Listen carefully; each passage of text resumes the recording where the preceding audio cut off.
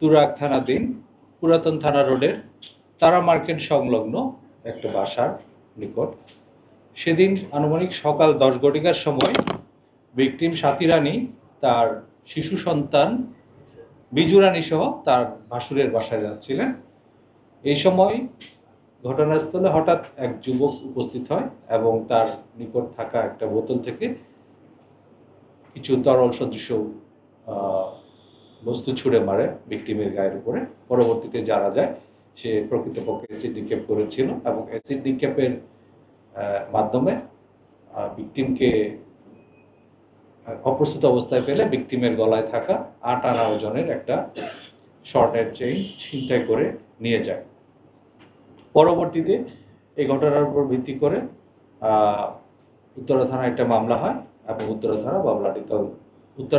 তুরাগ থানায় একটা মামলা হয় এবং তুরাগ থানা সেই মামলাটি তদন্ত করে। ঘটনা সংঘটিত হওয়ার সাথে সাথেই ভিকটিমের আর্তচিৎকারে আশেপাশের লোকজন ছুটে আসে এবং তাদেরকে উদ্ধার করে নিকটস্থ হাসপাতালে নিয়ে যায়। সেখান থেকে পরবর্তীতে বার্ন ইউনিটে তাদেরকে স্থানান্তর করা হয় এবং তাদের মুখমণ্ডলে ভিকটিমের মুখমণ্ডলে অ্যাসিডের নিক্ষেপের যে ঘটনা, এটা এতটাই ভয়াবহ ছিল তাকে আসলে এখন শনাক্ত করাই দুরূহ এবং এই ঘটনায় তার একটি চোখ পুরোপুরি এবং আরেকটি চোখ আংশিক নষ্ট হয়ে যায়।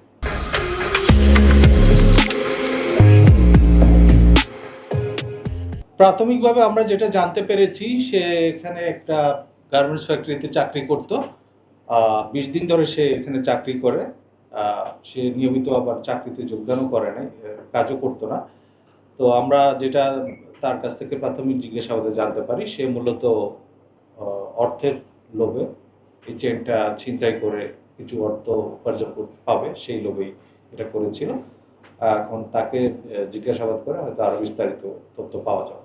আর এখানে যে অ্যাসিড সে ব্যবহার করেছে, সেই অ্যাসিডের সোর্সও প্রাথমিকভাবে আমরা জানতে পেরেছি।